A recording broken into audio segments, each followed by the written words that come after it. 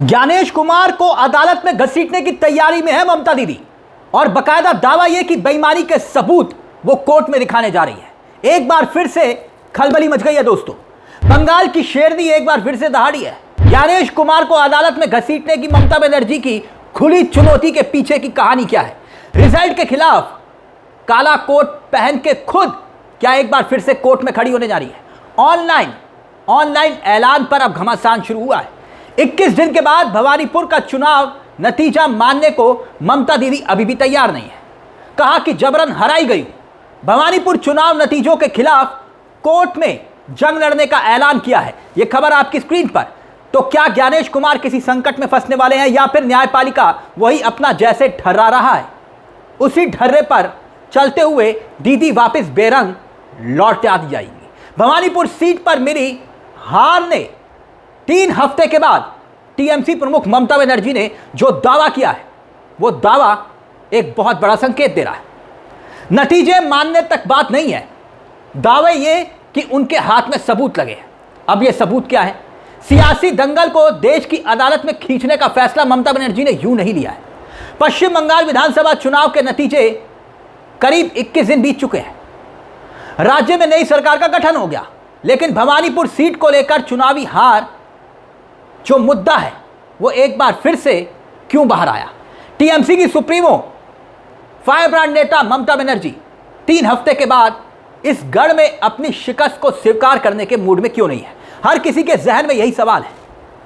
वोटों की गिनती और ईवीएम में हुए कथित हेरफेर के खिलाफ अब सीधी अदालत में कानूनी जंग का बिगुल फूंकने का ऐलान ममता बनर्जी कर रही है। ये खबरें तो यही बता रही हैं। पूर्व मुख्यमंत्री ममता बनर्जी ने क्या क्या दावे किए, क्यों, आखिरकार किस आधार पर वो इतनी बड़ी बात कह रही हैं कि सबूत प्रमाण वो कोर्ट में रखने वाली है? तो ऐसे में सवाल यह कि क्या ज्ञानेश कुमार की भी मुश्किल बढ़ने वाली है? चुनावी मैदान में जनता ने नहीं बल्कि एक सोची समझी प्रशासनिक साजिश ने मुझे हराया है, यह ममता बनर्जी क्यों कह रही है? ममता बनर्जी ने साफ कर दिया है कि वो अपनी भवानीपुर की सीट के चुनावी नतीजे को आसानी से छोड़ने के तैयार नहीं है। साल 2011 से लगातार इस सीट का वो प्रतिनिधित्व कर रही है। अब दीदी ने कहा कि उन्हें हराने के लिए पूरी सरकारी मशीनरी को झोंका गया, दुरुपयोग किया गया। साफ शब्दों में कहा कि वो बहुत जल्द इस पूरे मामले और वोटों की गिनती में हुई हेरफेर को लेकर देश की न्यायपालिका का दरवाजा खटखटाने वाली है, ताकि लोकतंत्र के साथ हुआ यह खिलवाड़ सबके सामने आ जाए। ममता बनर्जी ने पश्चिम बंगाल में भाजपा की पहली सरकार बनाने वाले मुख्यमंत्री शुभेंदु अधिकारी पर बहुत तीखा हमला बोल दिया है। अब यह खबर क्या कहती है, आरोप क्या है और क्यों कहा जा रहा है कि ज्ञानेश कुमार को कोर्ट में घसीटने की तैयारी ममता बनर्जी कर रही है? देखिए, ममता बनर्जी ने कहा आपकी स्क्रीन पर, ममता बनर्जी का बड़ा ऐलान क्या है कि भवानीपुर में कोई निष्पक्ष चुनाव नहीं हुआ, बल्कि उन्हें सोची समझी रणनीति के तहत जबरन हराया गया। ममता बनर्जी ने आगे कहा कि अगर आपके भीतर जरा भी सच्चाई और हिम्मत बची है तो सामने आइए, हम अदालत में इस पर बात करेंगे। जनता का वोट हमारा था, लेकिन नतीजे को जबरन बदल दिया गया। अब आगे एक बहुत बड़ी बात ममता बनर्जी कहती है। अपनी बात को आगे बढ़ाते हुए जो ममता बनर्जी कहती है ना, उसने संकेत दे दिया कि मामला अब आगे खिंचने वाला है। क्या कहा ममता बनर्जी ने? चुनाव में इस्तेमाल हुई ईवीएम मशीनों पर एक बड़ा सवाल खड़ा किया है। यह खबर देखिए आपकी स्क्रीन पर। दावा क्या? ममता बनर्जी के निशाने पर सिर्फ राज्य के नेता ही नहीं है, बल्कि केंद्रीय चुनाव आयोग भी रहा। इस खबर में लिखा है कि ममता बनर्जी ने आरोप लगाया है कि भवानीपुर में जो भी रिंगिंग और चुनावी धांधली हुई है, उसका पूरा ताना बाना सीधे चुनाव आयोग के दिल्ली स्थित केंद्रीय कार्यालय से बुना गया था। दीदी ने आरोप लगाया है कि दिल्ली के बड़े अफसर और भाजपा के रणनीतिकारों ने मिलकर स्थानीय स्तर पर नतीजों को प्रभावित किया, जिसे वो अदालत में सबूतों के साथ साबित करेंगी। यानी सबूतों का जिक्र यहां ममता बनर्जी कर रही है, लेकिन वो सबूत कौन से हैं, प्रमाण कौन से हैं, और जिक्र क्या ये सिर्फ हवा में हो रहा है, या फिर ममता बनर्जी क्योंकि एक फाइटर के रूप में देखी जाती है, चुनाव के बाद भी वो कोर्ट में पहुंची थी और चुनाव से पहले एसआईआर को लेकर।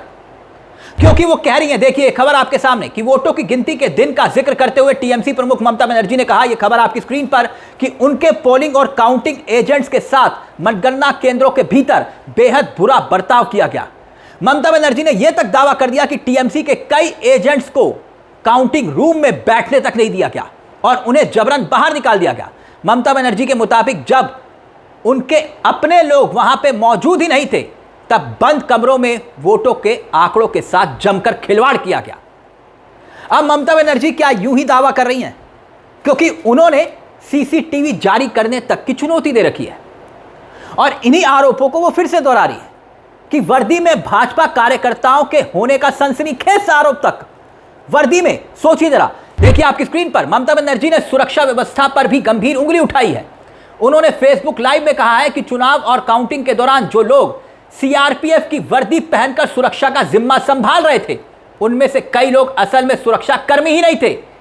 दीदी का यह दावा है कि भाजपा के आईटी सेल के लोग डेटा सेंटर के अंदर अवैध रूप से जमा हुए थे और सीआरपीएफ की वर्दी में असल में भाजपा के अपने कार्यकर्ता और बाहरी गुंडे घुमा रहे थे, जिन्होंने पूरी चुनावी प्रक्रिया को हाईजैक कर लिया।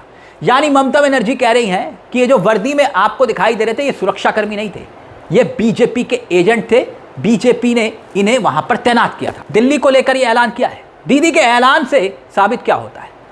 सबसे बड़ी बात यह कि क्या दीदी ये लड़ाई लंबी खींच पाएंगी? आखिरकार क्यों? क्योंकि न्यायपालिका इसी बंगाल की एसआईआर प्रक्रिया को लेकर 27 लाख लोगों के वोट कट गए, तब भी सुप्रीम कोर्ट कुछ नहीं कर पाया। संविधान में क्या कहा जाता है कि एक भी व्यक्ति अगर मतदान से वंचित होता है तो उसके अधिकार का हनन माना जाएगा। सुप्रीम कोर्ट 18 ट्रिब्यूनल बनाता है इन्हीं 27 लाख वोटर्स को लेकर, और कितने लाख लोगों का सत्यापन ये 18 ट्रिब्यूनल के भरोसे छोड़ दिया गया, ये सब ने देखा। मई के महीने के मिड तक 15 मई तक 10,000 लोगों का सत्यापन नहीं हुआ, और जिन लोगों का सत्यापन हुआ उनमें से आधे से ज्यादा लोग मतदान कर ही नहीं पाए। लोगों को मतदान से वंचित क्यों रखा गया, यह सवाल, और यह गलती किसकी? यानी चुनावी मतदान सूची बनाने का काम तो चुनाव आयोग का है, तो फिर इन लोगों को चुनाव आयोग ने किस वजह से बाहर रखा? अब ममता बनर्जी एक बड़ा दावा कर रही है, लेकिन इसके साथ साथ 125 सीटों का घालमेल होने का आरोप ममता बनर्जी एसआईआर से लेकर अब काउंटिंग तक कर रही है। लेकिन इसी बीच अभिषेक बनर्जी जो दावा कर रहे थे, याद करिए, अभिषेक बनर्जी ने क्या कहा था कि भाई आप हमें 100 विधानसभा सीटों का सीसीटीवी दे दीजिए, जारी कर दीजिए मतगणना केंद्रों का, और फिर इस हार को हम स्वीकार कर लेंगे अगर आप दिखा देंगे। लेकिन चुनाव आयोग ने कुछ भी बोलने को यहां पर तैयार नहीं हुआ। ममता बनर्जी ने भी आरोप लगाया कि मुझे पीटा गया, और चुनाव आयोग ने कहा नहीं, ऐसा कुछ नहीं हुआ। सीसीटीवी फुटेज तब भी जारी नहीं किए गए। और अब ममता बनर्जी कह रही हैं कि भाई चुनाव आयोग किस बात को छुपा रहा है, यह समझ नहीं आता, और अब ममता बनर्जी कोर्ट में जाने की तैयारी कर रही है। तो क्या ममता बनर्जी को कोर्ट में जाना चाहिए? क्यों? क्योंकि चुनाव करवाने वाले मुख्य सचिव बन गए। देखा ना आपने, बंगाल चुनाव खत्म हुए, जिनका चुनाव करवाने का जिम्मा था वो मुख्य सचिव बन गए। जो ऑब्जर्वर, मेन ऑब्जर्वर एसआईआर में थे, वो एडवाइजर नियुक्त कर दिए गए शुभेंदु अधिकारी के। क्या इन लोगों को अच्छी सेवा करने के लिए बीजेपी सरकार में इस ओहदे पर बिठाया गया? कई सवाल लोगों के मन में हैं। इसीलिए दीदी इतना बड़ा दावा कर रही हैं कि सबूतों के साथ वो कोर्ट में जाने के लिए तैयार है। तो क्या ज्ञानेश कुमार संकट में आ सकते हैं? खैर, अमृतकाल चल रहा है और अमृतकाल में कोई रत्ती भर फर्क नहीं पड़ता। खैर, इस पूरे मुद्दे को लेकर अपनी राय हमें कमेंट बॉक्स में जरूर दीजिएगा। आपको क्या लगता है कि क्या ममता बनर्जी को सुप्रीम कोर्ट, हाई कोर्ट जाना चाहिए या फिर नहीं? यह जनादेश है या ज्ञानेश है? अपनी राय हमें कमेंट बॉक्स में जरूर दीजिएगा। मुझे तिलक चावला को दीजिए इजाजत। एक छोटी सी दरख्वास्त, चैनल को सब्सक्राइब करना मत भूलिएगा। मंच आप ही का है, जहां हम सिर्फ खबर नहीं दिखाते बल्कि खबर के पीछे की खबर भी बताते हैं। नमस्कार, जय हिंद, जय भारत।